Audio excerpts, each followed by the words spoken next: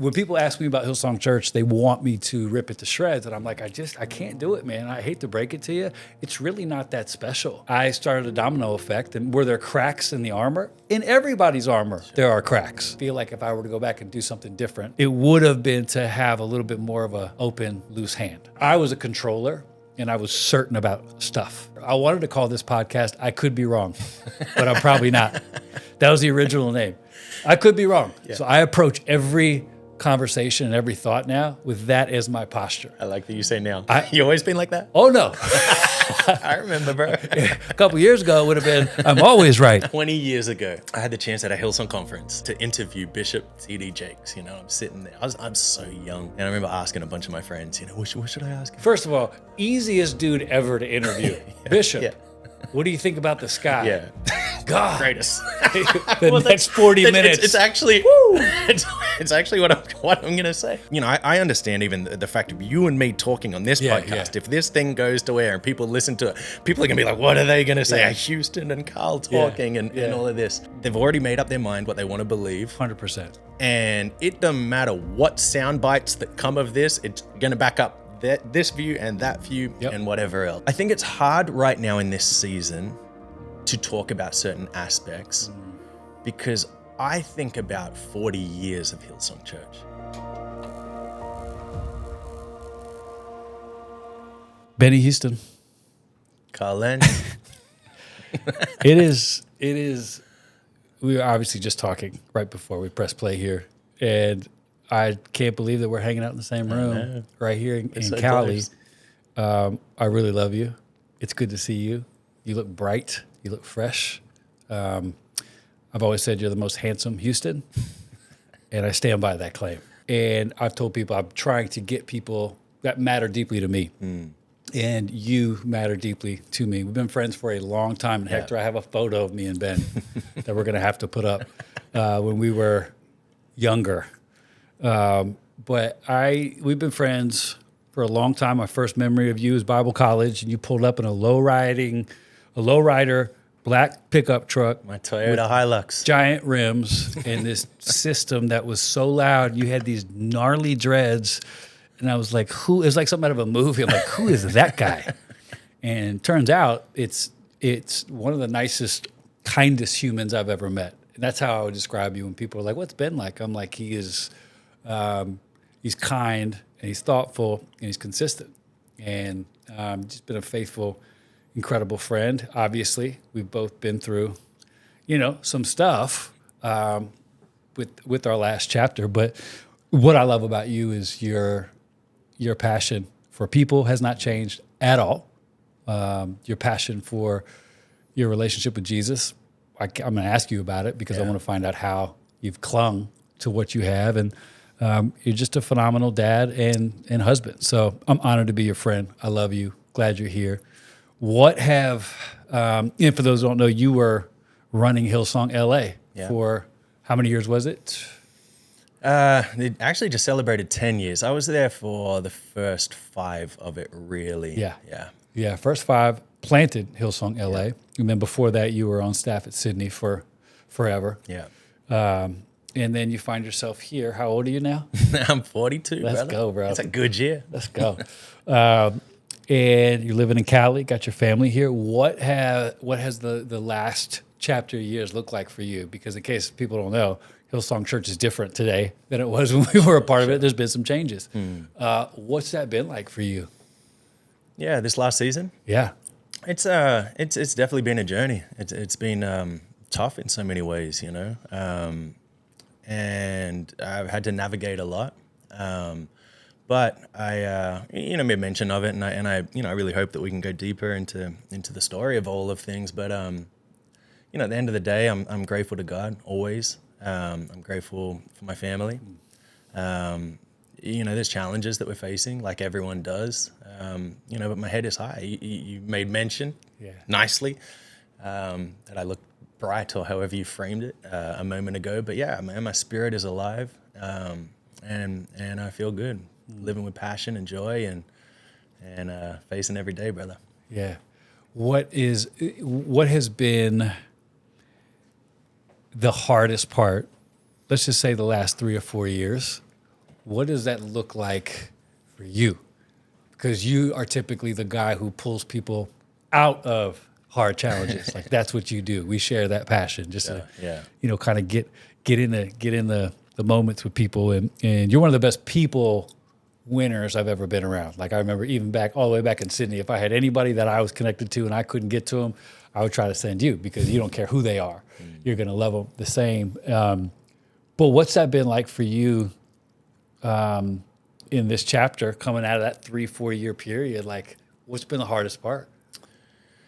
I think it's been a lot of soul searching, trying to make sense of a lot of things. If I go into my story, I was one when my parents started that church out in Sydney, Australia. So it was 1983. They planted Hills Christian Life Center at the time. Obviously, soon became Hillsong Church, and kind of grew from there.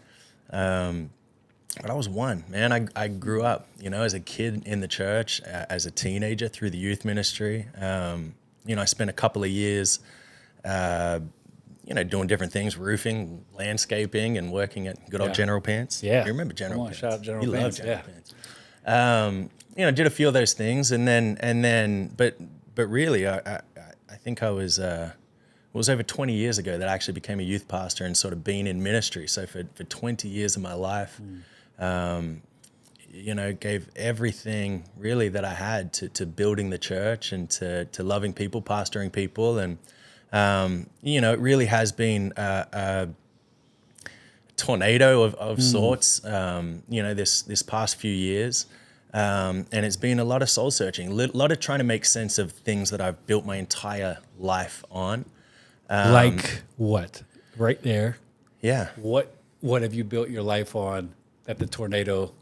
Yeah, I think if I had to think about what church is in its simplest form, I love the Bible. I remember as a kid when my mom kind of gave me my first 1-year Bible. Yeah. And I just remember reading that thing, being fascinated by the stories. I watched as my parents kind of built this church and gave everything that they had to love people, to reach people, to build the church. And then sort of on my own journey, even as a kid, kind of reading through the scriptures and trying to make sense of it, trying to understand it all. So if I think about what, church in its simplest form represents, it is a community. It's a gathering of people around what we see in the scriptures. It is living out the Great Commission and creating a community around that. And I think I gave every aspect of my life to build the church. And then to just see certain aspects of it, like you're saying, where some of the humanity that I guess creeps in and so on. Hey everybody, Hector Guerrero, producer of the Lights On podcast, and I want to let you know you can go download this app called the BSIDE. It's where we house all of our content, where simply we're just normalizing vulnerability. And Carl and Benny are clearly doing this in this episode. It's powerful, it's great, and we want you to have it. We have a family plan, which is super dope. You can get one account, sign up, and you can get the app on multiple phones, desktops, wherever you want to watch it, and your whole family can engage with this content we have, because we're all about community, and we want to invite you to walk with us in this community. So we love you all. Please enjoy the rest of this episode and go download and subscribe to the BSIDE app. Peace. It's been tough to navigate and to make sense. And I think at the end of the day, I don't go chasing opportunities like this. We talked about this, the first podcast I've ever done in my entire life. I headlocked you and forced you to do this. Hey, ladies and gentlemen, the first ever podcast with Ben Houston. Yes. Nailed it. I've given many years of no's to every podcast I've been in. Yeah. And maybe this will be the change. Yes. Now on, I'm saying yes to every invite. You have a lot to say. Thank you, brother. And the way you say it is articulate. So continue, thank please, you, sir. Man. But yeah, I think I've spent a lot of time, not trying to process certain things publicly or out loud, but, privately in my own devotion, in my own, seeking of the scripture and prayer and talking with people I love and trust to kind of make sense of it. But at the end of the day, I never want to lose sight of the thing that I've given my entire life for. Does it make sense? Yeah. Yeah.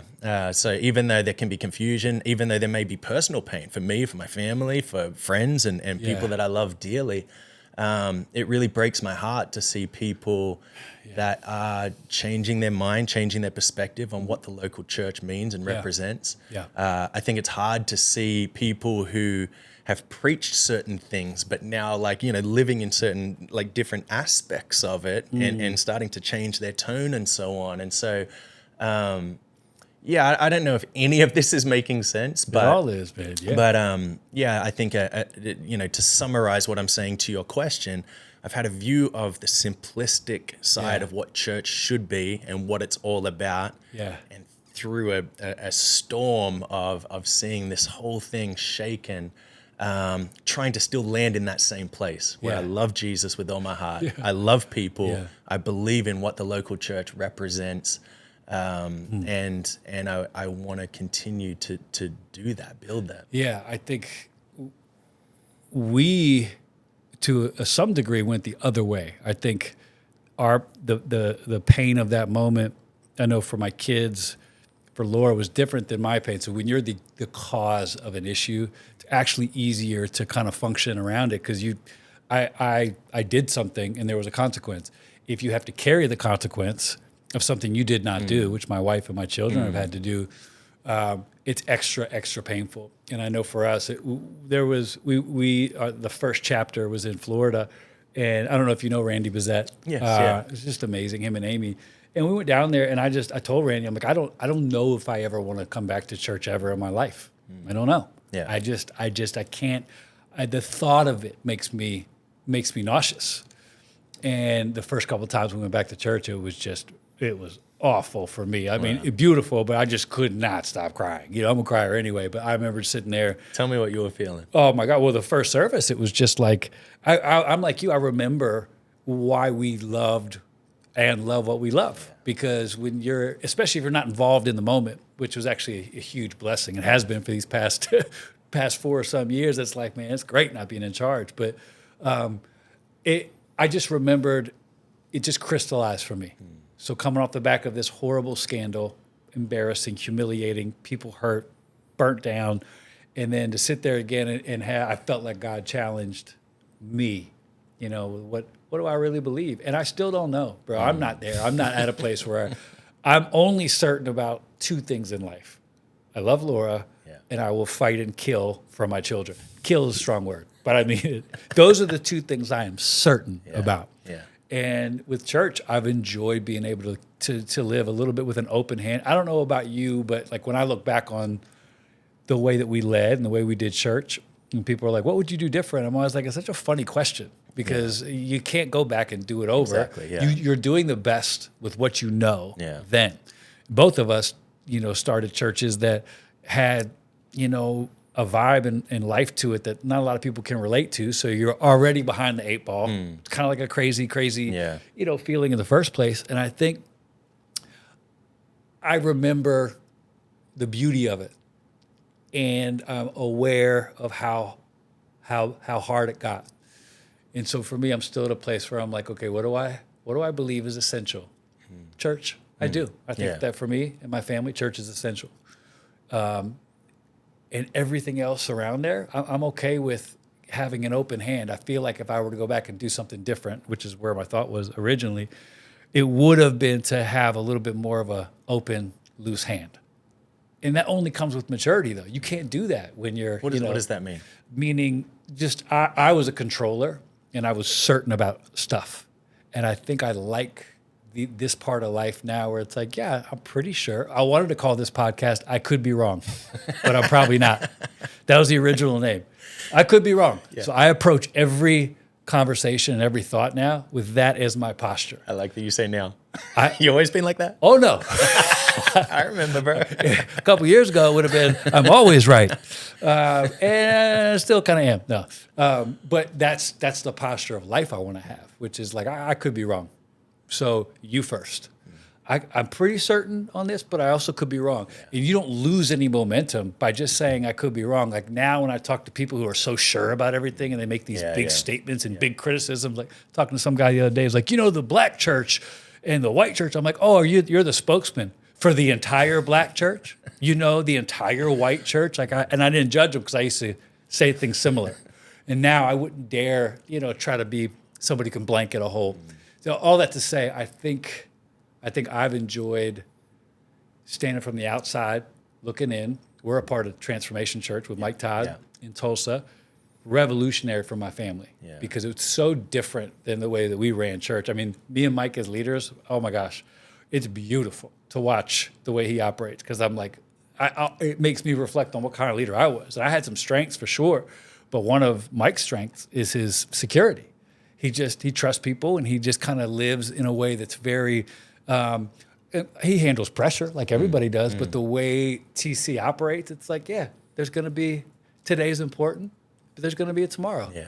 And that vibe, I don't know if we did it intentionally, but I think our vibe was not necessarily there's going to be a tomorrow. It's like we were going to get this done, and it's going to be intense. It's going to be awesome. It just was. It was just a very, very that close. Urgency, you mean? And urgent? Urgent. I think you were out of anyone lived so much that way. Every single time you preach, I mean, you would say it, but it's like. It's like, I don't know if I'm going to get a chance to do this again, and the thing I've always loved about you, you were always about people and, you rescued people out of some pretty tough situations, not just in the church buildings, outside of the four walls, and so you knew the weight of eternity and you preached with that urgency more than most, What would you do anything differently as a leader, even though we just stated that the question's stupid? Dude, I remember like almost 20 years ago, I had the chance at a Hillsong conference to interview Bishop C.D. Jakes. I'm sitting there. I'm so young. And I remember asking a bunch of my friends, what should I ask him? First of all, easiest dude ever to interview. Bishop, what do you think about the sky? Yeah. God. Greatest.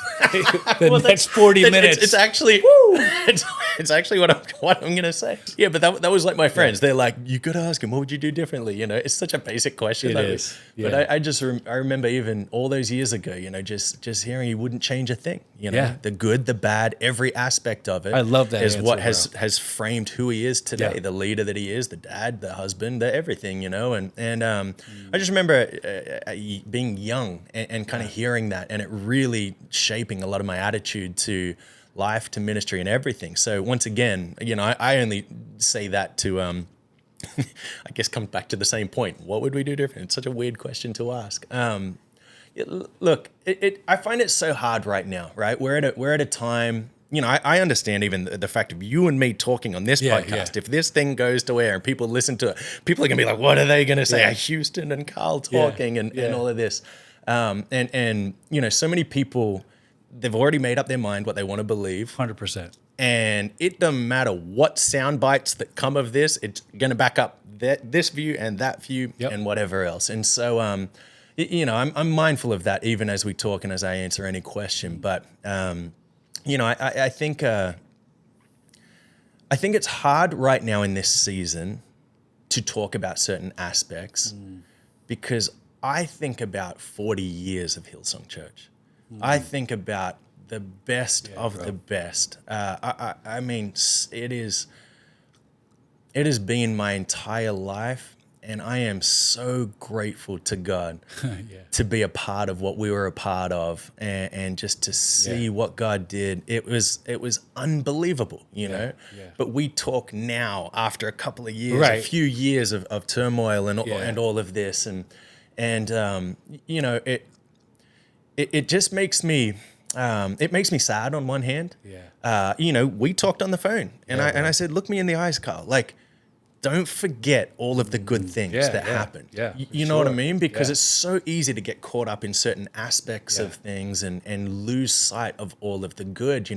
And I think my heart in this. I'm not saying this to belittle anything of where someone was hurt or where someone was betrayed or let down or anything, but. But yeah, in terms of, this is the longest it's not. ramble of an answer to your question. What would I change? It's the opposite. On one hand, you're born to podcast. No, but on one hand, I wouldn't change anything. Channeling Bishop Jakes. And on the other hand, gosh, I would change everything so much. Yeah, I think specifically with LA, and maybe we'll go further into sort of to my story. But I think with LA in particular, I think one of the things that I found really hard as leaders, as lead pastor of this church, is that the church was quickly becoming something that I didn't like. I wanted to change things, and on my own sort of decline, basically to jump to the end of the story, I experienced burnout as bad as you could burn out. And I was so scattered in my mind. I became so indecisive. I became so insecure and unsure in my leadership and my decision making and everything. I didn't know how to shift things and change things and everything. So, yeah, I think from that perspective, man, I would change a lot. But yeah. Yeah, that's not a ramble. I think if you don't grieve properly, you only remember the tragic pain. For me, I had to do a lot of work because that last chapter was very painful. But I'm with you, man. I don't just think about that. I think about the body of work that we were a part of, and mine goes all the way back to 23. Hillsong Conference. The first Hillsong Conference I ever went to, I sat in a seat that said George Agajania on it. And I thought it was like, surely this isn't going to be a dude that I'm going to recognize, whoever has a name like this. And I sat in George's seat for the entire conference. And from then on, all I've ever known is Hillsong. And yeah, I don't want to get trapped as a prisoner in the moment of that crisis. And I'm with you. It doesn't mean you minimize some of the pain. Just means that we're human beings, and it's sucked the last couple of years letting everybody else talk, and nobody respond, and I think that's been hard for a lot of people. Definitely for us, it was hard because you just wanted somebody to pipe up once in a while and be like, "Hey, man!" Like when people ask me about Hillsong Church, they want me to rip it to shreds, and I'm like, I can't do it, man. I hate to break it to you, it's really not that special. Like what happened to start it wasn't that special. God breathed on it. And how that last chapter ended, not that special. I started a domino effect. And were there cracks in the armor? In everybody's armor, there are cracks. But yeah, I look back on that time and I'm with you, man. I'm really grateful. And I tell people all the time, it's a local church that had the touch of God on it. Yeah. And the bigger things get, the higher the stakes. The more danger there is, and there's just no margin for error. And people have asked me, what would I do differently? And I'm like, there's a classic podcast question. Go back to when you were 20. What would you tell 20-year-old Carl? And I always say, the dude wouldn't have listened because his brain wasn't developed. It doesn't matter. I would have sat there with my 20-year-old self and said, you have sexual trauma.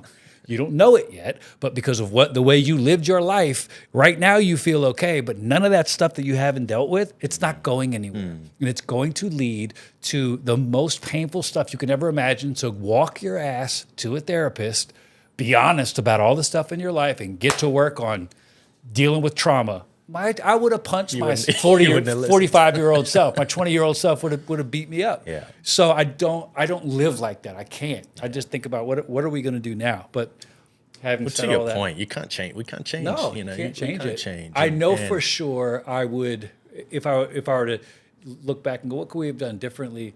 Everything I point to, I'm like, yeah, but we didn't. Like you and I both care about the condition of people. How many volunteers does this church have? 1 billion. How many leaders? 7. We started in Hillsong, New York, 250 to 1. Yeah. We didn't have a shot. Yeah. But you don't know that you don't know how to do it. You're like, let's just go. Let's just go. And then of course people are going to be left out. Of course there's going to be stuff. But you just as a younger leader, you're not seeing it from that angle. So I often tell people you can judge it if you want. Yeah. But I lived it. I was there. Doing our best, and when stuff goes bad, it's easy to put it all on the front yard and point at it. But that's really good. Do you have more in than you thought, by the way? It's really, really good to hear you talk. I think, what do you think people don't know about your parents? Because you're the only one, unless your brother was here or your sister, I'm not asking, Ben the pastor. Sure. what has that been like watching that fallout from the view of a son? Yeah. What's that been like for you? Yeah, it's tough. I remember I actually did a post on my Instagram not long after I my employment, I guess is that what we want to call it, ended with Hillsong.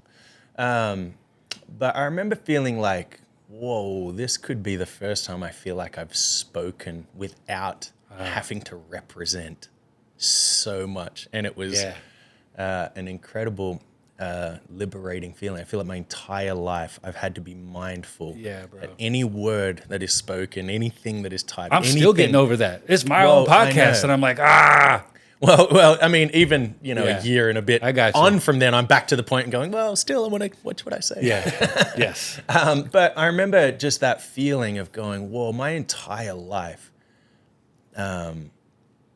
it hasn't just been about me.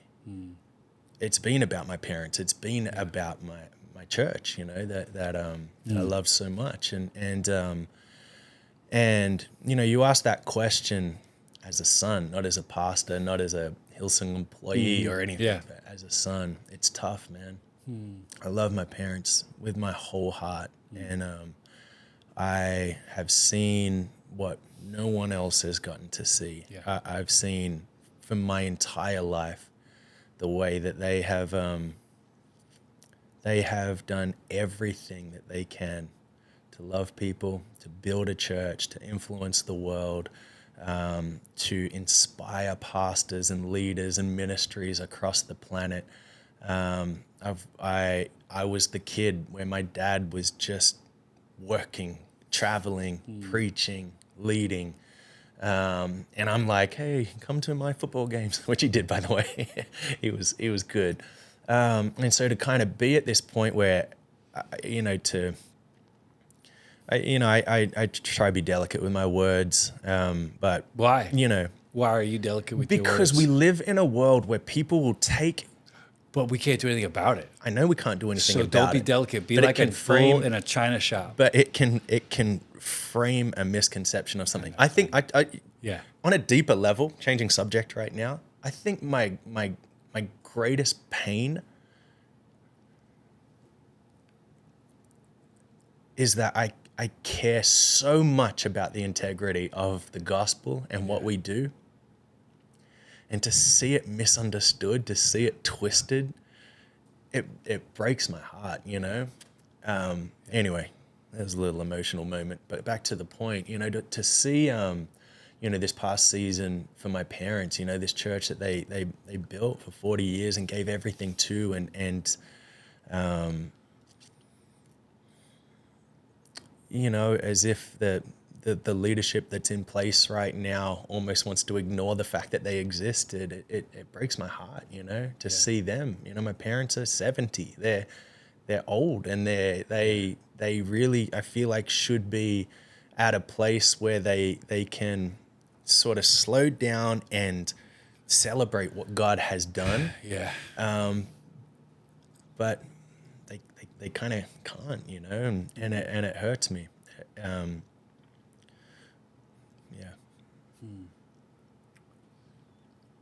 Thanks, man, for being honest. I'm not asking. This is one of the only forums where I get to ask you a question and you get to answer the actual question, not to the controversy, not to the whatever. It's cool to hear, because I think of Roman, I think of Blaze, your son, and it's people forget that everybody's human. People forget that there's real people involved, especially if your name becomes a headline that's mocked or whatever. It definitely does damage, and people don't get that. I tried to play it tough for a little while, but there was a moment there where I'm like, man, this is the worst feeling in the world. So I think I will say this, that I feel like the way you were treated at the end of that tenure, I feel like the only word I can muster is disgusting, and I'm sorry that happened to you. I feel like you were caught in the middle of a lot of stuff, and it wasn't right. I look forward to somebody making it right, somebody apologizing, But you don't need that. But I want you to know, I think you're owed it. I think that you serve faithfully, and the way that ended wasn't fair. It wasn't at all. And I thought you took it the highest road you could. But like you said, I think that the new leadership in place right there, they got their hands full. And there's a couple different ways this thing could go. And I'm with you. I'm always believing for the best. Yeah. But there is some stuff that needs to be rectified. I'm still confused. People ask me all the time, as far as Hillsong inside information, I'm like, man, I don't know what's going on over there. I honestly don't know what's going on. But it definitely, I know that God's going to work all that stuff out together, for the good eventually. It just is painful, but I know to see, your parents be removed like that, different combo, but then to have the succession, be, what do we do with Ben Houston? I mean, there's a lot of stuff you could do with Ben Houston. You could love him, you could surround him, you could support him, or you could try to get him out as fast as you can. And people don't know that. You're never going to say that. It's my podcast. I'm going to say whatever the hell I want. It's exactly what happened. The easiest option was to discard you. And I know that full well. Mine's different, because when people say, were you discarded? I go, well, yes and no. I mean, in a perfect world, a guy like me falls on his face, apocalypse happens, and the church you're a part of picks you up, helps you mend, protects you. If you're repentant and you're sorry, that's a perfect world. We'd all love that. That didn't happen for me. That's okay. I in the future, I think that's something churches can take from this. There are some churches that do it well. It was horribly handled with mine, but I started that party. I always tell people, I'm like, what were they supposed to do? Nobody knew what to do. Yeah. But I do feel like when I saw it happen to you and some other people, I'm like, man, that's not a Hillsong Church thing, by the way. That's a church thing. It's not just, it happens on little prairie towns. It happens everywhere. We look forward to the day when the local church takes a step of not just hanging out when things are good. Yeah. But let's follow through with it when things are bad. Yeah. And because that's when we need the church the most. Yeah. So, but I'm proud of you for making it out of that fire. A lot of that stuff was undeserved, and you handled it with class. Yeah. I mean, there's so many sides to every story, right? Well, it's my side. Yeah. That's the one that I focus on. I love you.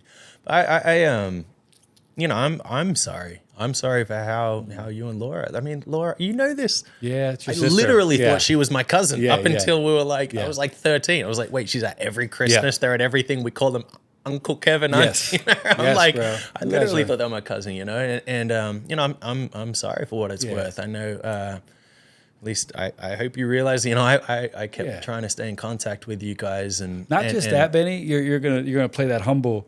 You came to see me in California.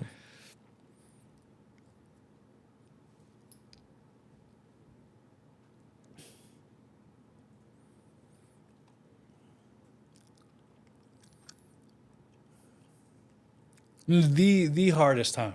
Yeah. And I know people actually told you not to come see me, which still makes me mad right now. But you came anyway. Yeah. And I just remember thinking, man, Benny is a real one. Like, I remember I had asked a friend who lived in LA, can you come pray for me? Because I feel like I might be demon possessed. Legit. Yeah. I feel like I got some spirits floating around me, and he just wouldn't call me back. He lived 5 minutes away. And I'm like, I don't care who it is. If a criminal, an axe murderer, whoever it is, asks for some prayer, I'm going to get it. That's kept happening. And then you show up, and you just, that's just who you are. So I'm glad I get to say that publicly. I'll never forget it. I'll never forget that feeling and going. I remember even then clocking it, going, I want to be that guy who shows up for somebody else, And you have been for many. I have, and there's been times I've missed it, and that's clear to me too. I think that's the side that I wanted to touch on when I started answering that, saying there's multiple sides to every story, right? Sure. I've been blessed over my life to travel, whether that be ministry stuff or whether that just be surf trips around the world or whatever.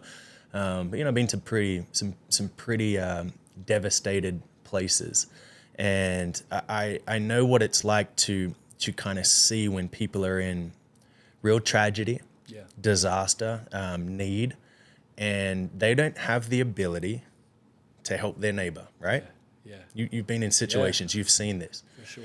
I think about this last season within our church. I think it happens in a lot of circumstances and scenarios where all right, I might now be going through a really difficult time and season. Now would be a great time, Lord, for my friends and for people who say they love me to come and just check on me and all of that sort of stuff. But, you know, you kind of come to realize that, hey man, these guys are also going through some tough things, you know? Exactly. These guys are also trying to process a lot. And I think that's been one of the grounding things for me as I've approached really all aspects of life, but in particular this last few years.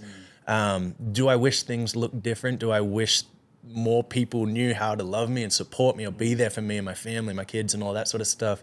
Of course, man. But at the end of the day, if they do or don't, my faith is in Jesus. My hope is in Jesus. You know, my wife and my kids and so on. And I'm gonna choose empathy. I'm gonna choose understanding rather than allow bitterness or anger to fester and grow. And that's not an easy decision, man. It's a daily decision, really. Yeah, man. But it's not an easy decision yet.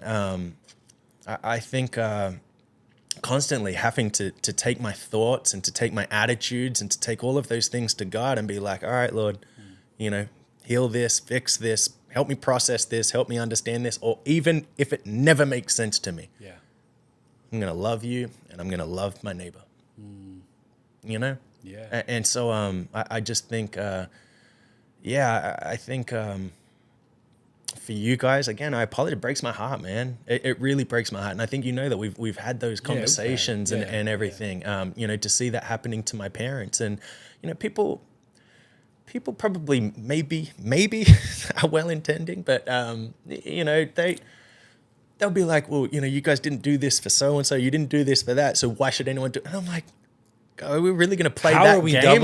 How are we doubling down on mistakes? Are we back in middle school with zero maturity or, yeah, man. It's funny, bro, because that what you just said right there, that there's this temptation when that stuff happens to be like, well, I'm gonna, you're becoming the person that hurt you, and you have to consciously catch it. I remember Laura and I, like, it was like I tried early on to, like, I'm over the loving people thing. It's just not gonna happen. You know, I'm just not gonna talk to people. It lasted like a day, and we met this cool couple, and but it's a daily decision to choose empathy, kindness. Bitterness is this. It's always there. It's always open. And I think you've done a really good job of keeping your spirit free.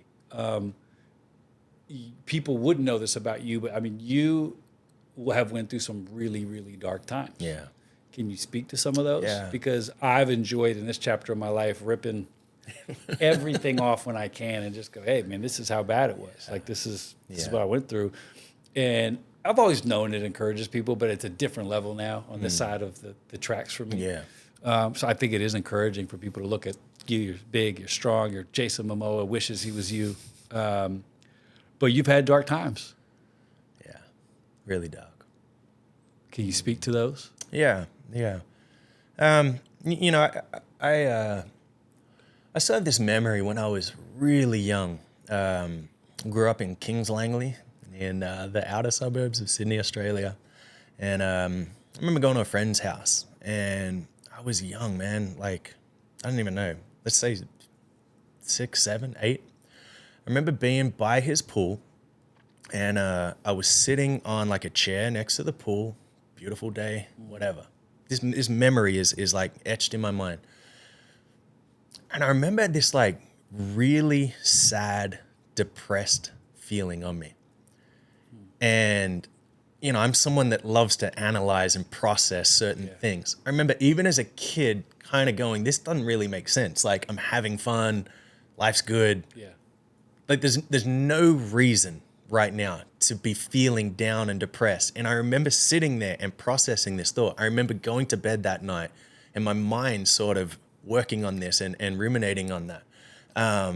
You know, I kind of, I guess over those next few years, early teenage years and so on, I knew that I had a really melancholic, depressed sort of side to me, but I would say that I had a real awareness, self-awareness and ability to kind of take note of that, do what I needed to do to either suppress it, push it aside, whatever, and still operate. Every aspect of my life has been the same. Every year of my life has been the same. My default mechanism of the way that my mind thinks goes to the negative, goes to the critical. I have to acknowledge it.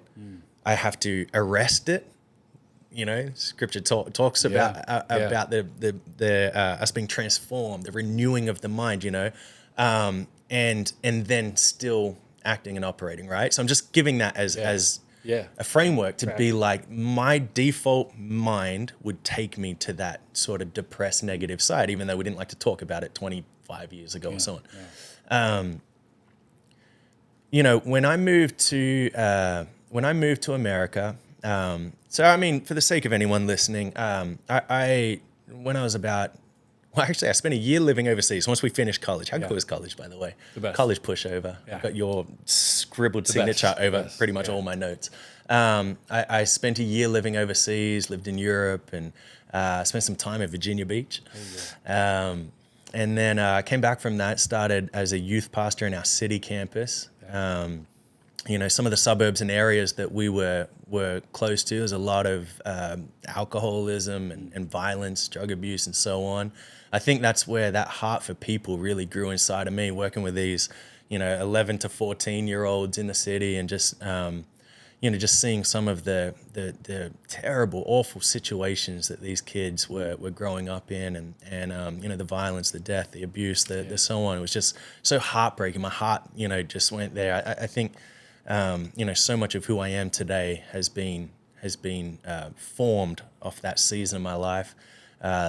My wife and I planted a location, a campus on the northern beaches of Sydney. You know, from a small lounge room, kind of grew that church up, and then spent a few years overseeing, I think it was like 18 different locations and campuses across 3 different states, working with the pastors and the teams. Loved that, was part of planting certain churches, and then it was, you know, I was always healthy, I was always fit, I was always strong. I loved adventure and being outdoors and anything like that. So it was 2013 that I started going back and forward to LA.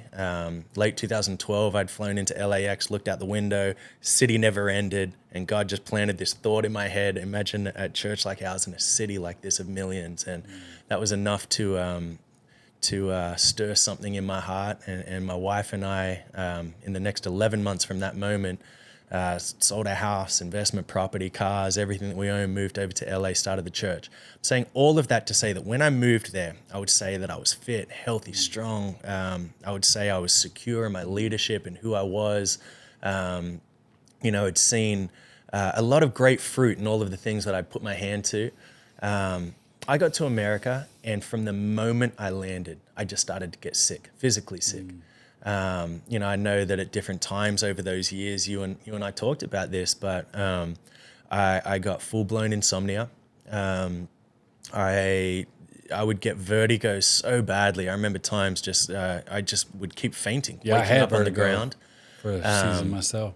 Yeah, it's awful, man. I started coughing blood so much. I would get strep throat and things like every couple of weeks, and spitting blood all the time. You know, I started to get all these crazy inflammation things, to the point where my hands would cramp up so much I could barely hold a microphone, and my feet would blow up. And I remember seeing so many doctors, so many specialists, and just not getting real answers, you know. And I remember after a few years of this, and it just progressively getting worse and worse, kind of being like, just tell me, like, I didn't care how bad that diagnosis, just tell me I've got something so I know what to do about it. But just felt like so many different aspects of my physical health were completely falling apart. And through that season, you know, I started to lose control over my mental health. So I said, as a kid, you know, my default would always take me to the depressed, to the negative, but I knew how to kind of arrest it and still be productive and fruitful and effective. But as my physical health fell apart, I I remember my mental health, I couldn't control it anymore. I would go and spiral into these deep depressions, and, you still got to lead, you still got to shepherd. And I never did what I did for pride or ego. I never valued the position or like, I need to be the guy. But we planted that church in 2014. Not many people know this, but it was 2016 was the first time I spoke up saying, hey, I don't know if I can lead this thing.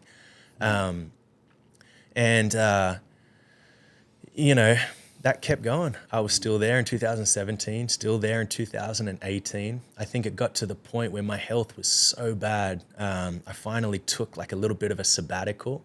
I moved in Australia, we would have after 10 years, you would get a long service leave, like a sabbatical, take some time. In my 10th year is when I moved to LA. And as you know, planning a church like that in these cities, you are running 1,000,000 miles an hour. And so I really had never got to that point where I'd really taken some time to rest and to get healthy. And I would say there was a rhythm that we were operating that was unsustainable, with all of the travel around the world and all of the demands and the needs, the conferences, the events. There's a lot. We were doing 5 services on a Sunday. You guys were at like 8 or whatever you were doing, preaching 5 services back to back on a Sunday. I don't know that anyone's capable to do that for very long. And so this stuff is all kind of compiling and spiraling of my physical health is terrible, and my mental health is now really, really unstable. I mentioned this, but I'm scattered in my thoughts. I'm indecisive, I'm realizing I don't have what it takes to lead, and I don't have the pride or ego. Put anyone here. I will stand on the doors. I'll clean the bathrooms. I don't care. I just love church. I love Jesus. I love all of this. But that kind of kept going. And I think what broke my heart more than anything was in the midst of this spiritual dryness. And I just remember being so desperate in my own personal time with God. I just remember being in the Word, and I started trying to do my degree in theology. I'm like, maybe if I just go deeper, I just remember in prayer and in all of these aspects, but just starting to feel so dry spiritually, and I care so much about what we do and what we represent, and it means so much that I'm getting to the point where I'm like, I can't get up on a Sunday and keep doing this, when I'm feeling so dry and when I'm in so much pain. And there were some people that were close to me that saw, but I don't think even a lot of my closest team really knew what it was like. But I would get out and I would lead a service and I would preach and I would talk to all the people I could and pray with people and try, engage with people. It's always been about these real people, so I would love like engaging with really real people. But then I would like go and crawl up into a ball in the fetal position in my car and just be in agony, in pain. And then it's like, all right, next service, and I'd shake it off and I'd get out and do it again. And there were times when we were finishing sometimes midnight on a Sunday night, and I couldn't get out of bed on Monday. I could barely get out of bed on Tuesday until I needed to rally myself to go back and lead our staff meeting, and again, you're shaking it off. And I played rugby league growing up, and I when you're playing and you're in a game and you take a hit, and you're like, oh man, it hurts, and you get up and you grit your teeth and you finish the game. Afterwards, you're like, oh, my ribs broken. My finger's backwards. I treated ministry, I treated every aspect of life like that. I'm like, just going to keep gritting my teeth, getting up and going. It was unsustainable. And I ended up burning out so badly. Absolutely spiraled into a place where I was really dark in my thoughts, completely suicidal. When I say that, it was, people may have all sorts of thoughts. The moment you mention something, they may have all sorts of thoughts. But for me, I had real conversations with God at this time, being like, Lord, I've done everything I can for you. I've been obedient in every step that I felt like you've stirred me to. I can't live with this pain anymore. Let me just go hang out with you. That was the depth of it, rather than, but I love my wife, my kids, you know, my friends, my family. You know, I got to the point where I was starting to think like, I don't want to make a decision like this because what it might do to other people's faith, what it might do to other people's you know, perception of certain, like, I mean, it's such a weird place to be in, but you know, it was a really, really dark season in life, and you know, I've been on a journey since then. That was like 2019, 5 years now. I've been on a journey of finding my health and finding my sanity and realizing, you know, that it's not just one thing. So often we want to attribute to one thing. Yeah.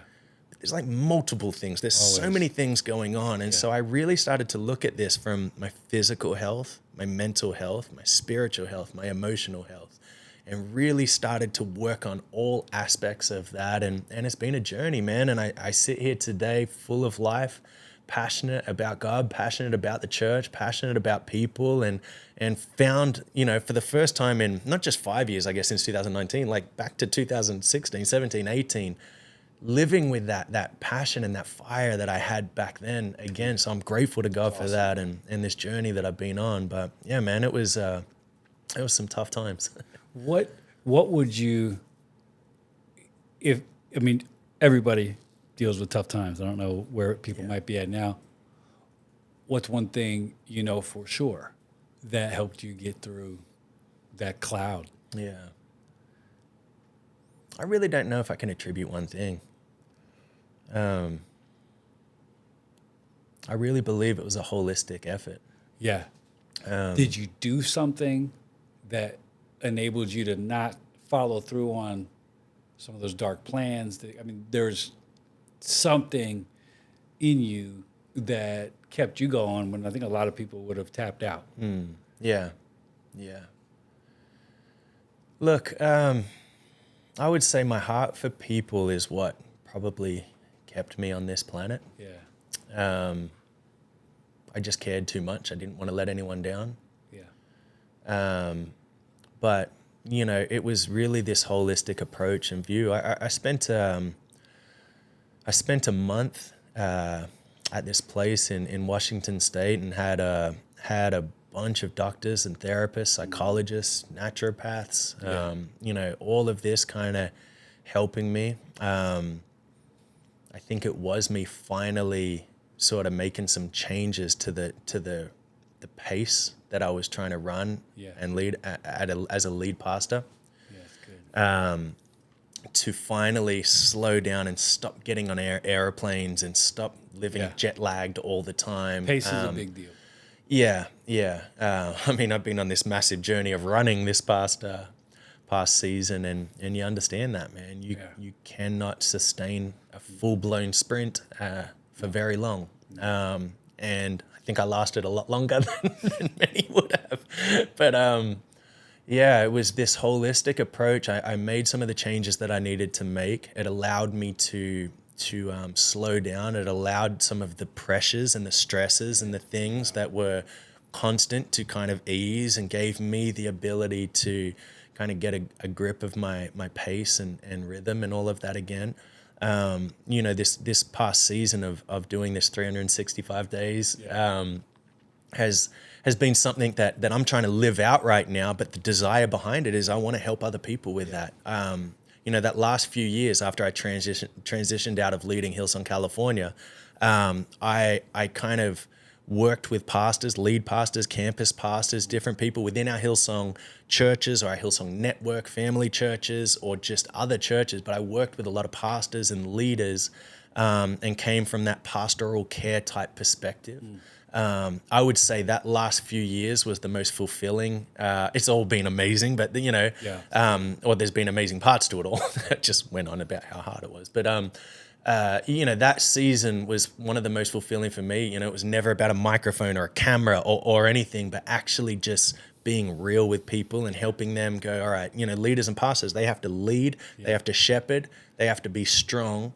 And a lot of people don't have those places where they can be real, where they can be vulnerable, where they can be open and honest. And I do believe that God has given me a gift and an ability to interact with people in a way where they lower their walls and they can become honest, and we can really pray about certain things and work through things. So this season for me has been about learning this for myself, living it out, but really finding ways that I can help whether that's, pastors or maybe even like in business, CEOs and certain people. So many people find themselves in difficult seasons and difficult places. They feel stuck or they feel run down, and I'm passionate about that. Whatever you do is going to be awesome. I've enjoyed watching it.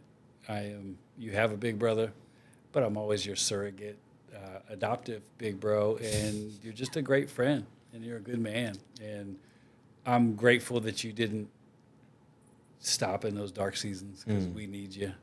The world needs you. Yeah. I don't know what you're going to do next, but you are due for such an amazing season. I'm going to be there to check it out and to cheer it on, whatever it is. But people can find you. You have an Instagram. You're still on Twitter. I look at it. There might even be a MySpace. Never had a Facebook. But thank you for doing this. This is not easy. People have no idea what it's like to try to encapsulate tragic pain into a conversation. Sure. Yeah. And you've done a beautiful job of it. So I'm proud of you. I'm grateful for you. And you just got to come back till you do your own. Lights On is where you can find Ben Houston. I love you, brother. You too, brother. Thank you.